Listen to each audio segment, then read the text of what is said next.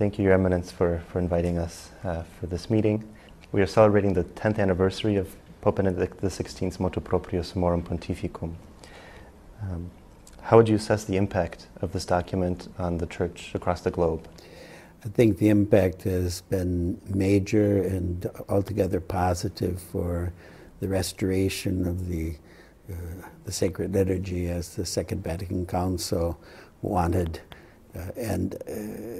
Pope Benedict XVI, a very profound scholar regarding the sacred liturgy, understood the importance of making clearer the continuity of the form of the Roman Rite today with the form as it has come down to us from apostolic times, and especially the form that was in use until the post-conciliar period, which comes to us practically from Pope St. Gregory the Great.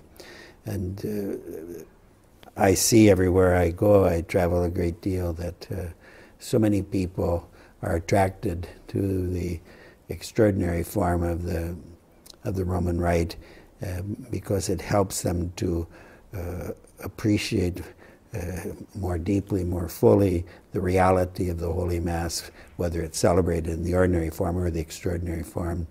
The extraordinary form underlines in a very strong way that it is the action of Christ himself, the glorious Christ, who descends to the altars of our churches and chapels and makes sacramentally present his sacrifice on Calvary in order to nourish us with the fruit of that sacrifice, which is his body, blood, soul, and divinity.